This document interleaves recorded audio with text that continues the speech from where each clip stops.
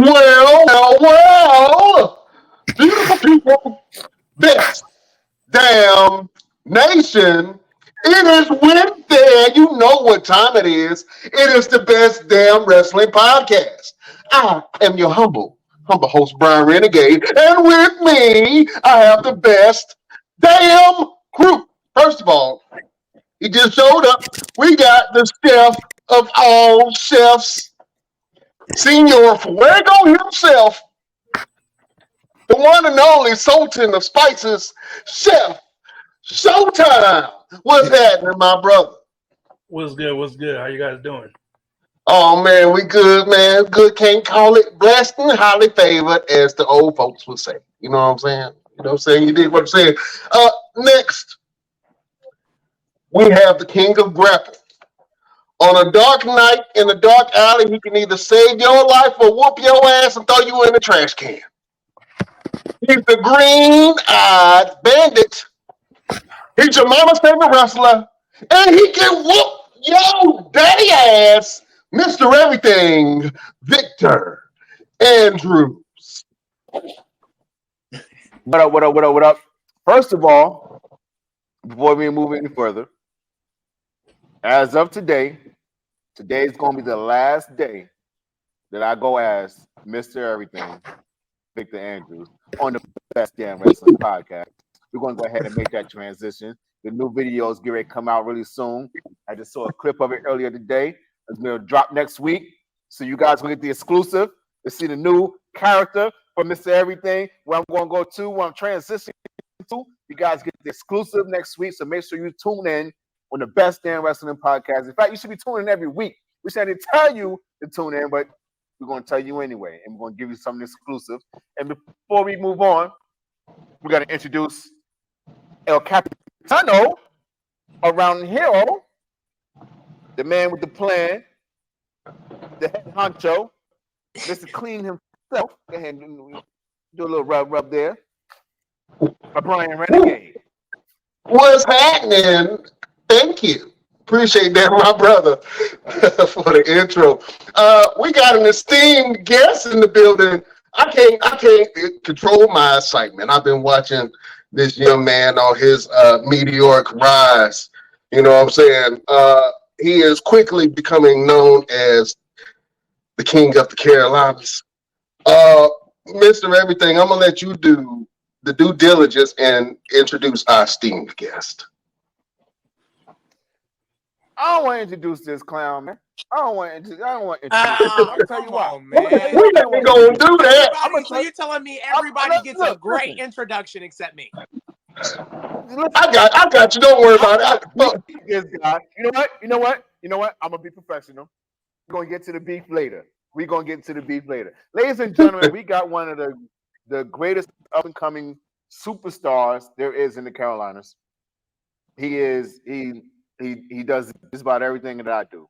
Just about. Not everything that I do, but just about. He's rapping. He's wrestling.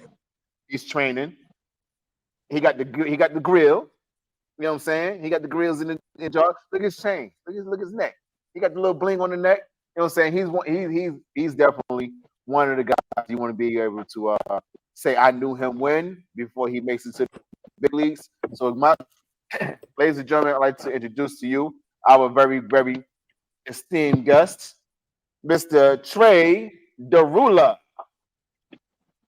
Trey Da Rula! Yes, sir. Yes, sir. Hey, I'm glad to be here, man. This is awesome. Thank you so much for allowing me to be here for real. Oh man, listen, I've been wanting you to come on the show, man. Once I saw one clip of you, and it wasn't even of you wrestling. I think it was at the end of a match. I think it was a tag team match, and your opponent went to kind of go shake your hand, and you kind of like pushed him off and like rolled out the ring and just started berating the crowd. And I was like, you know what? That is the mark of a great heel right there. To be able to rile everybody up around you, man. And I was like, you know, that kid got something. And I'm good at identifying talent, man. You know what I'm saying? You definitely got the goods, my friend. We're going to go ahead and get into some of this wrestling stuff, man. But we want to get to know you a little bit longer.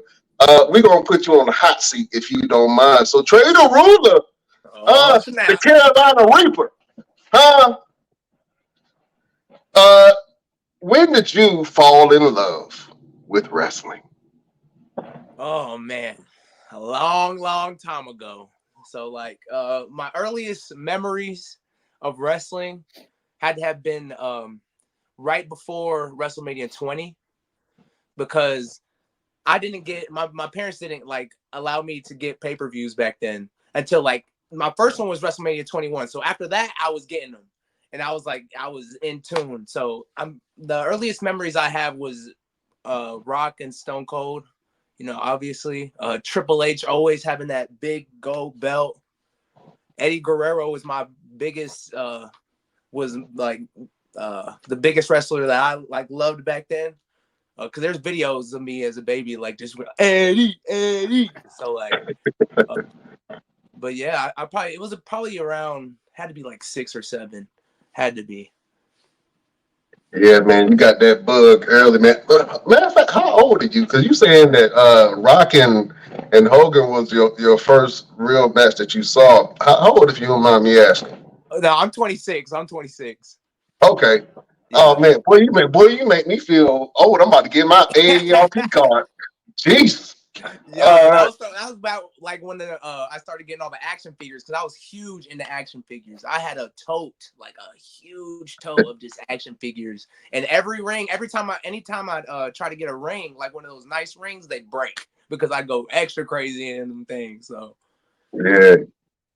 yeah. Let's talk about your upbringing, man. What part of Carolina you from? So I was born in Moore County, North Carolina, but I was a military brat, so like pretty much moved immediately. Um, After that, I was in Alaska, Cali, Maryland, Washington.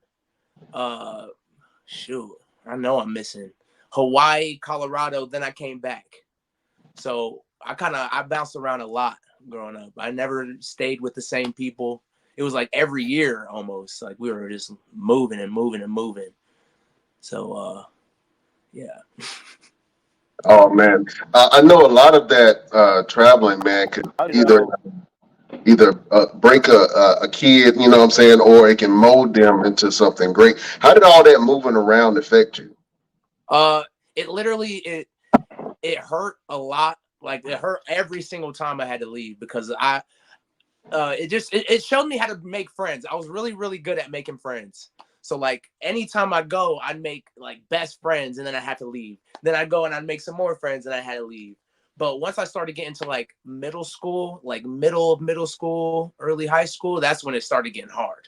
That's when I was like, okay, I'm gonna have to lay low for a bit. Yeah, man. The Carolina scene right now in wrestling, man, is on fire. Can you talk about who trained you and talk about the Carolina wrestling scene as a whole? Yeah. So I got into pro wrestling about two years ago. Um, so I was in a weird point in my life. Like it was after the situation I had with rapping, and I was kind of like, I'm done with this. I really don't want to do this no more. I need to find something else I want to do. After that, I tried skateboarding. I tried like so many different things that I tried to like have as a hobby, and they never like really sticked. Um, but what always stick was wrestling. I always liked watched wrestling. It was always, a part of my week. So it was like, I'm in North Carolina. Let me research. Let me see what I can, find for some wrestling schools. And I found Firestar Pro Wrestling in Greensboro. Um, so when I found it, I didn't immediately like contact them or anything. I went straight into watching YouTube videos. I was like, okay, let me see what they're doing because I don't want to go somewhere where if I as a fan don't even know what's going on, as a fan can't enjoy it. I don't really know if I want to train there. But I went Right. all the way back to the start of like Firestar history and watched all of it, and it was amazing. Like it was amazing the stuff that they were putting together and like pulling out. So I was like, oh yeah, I had to go out there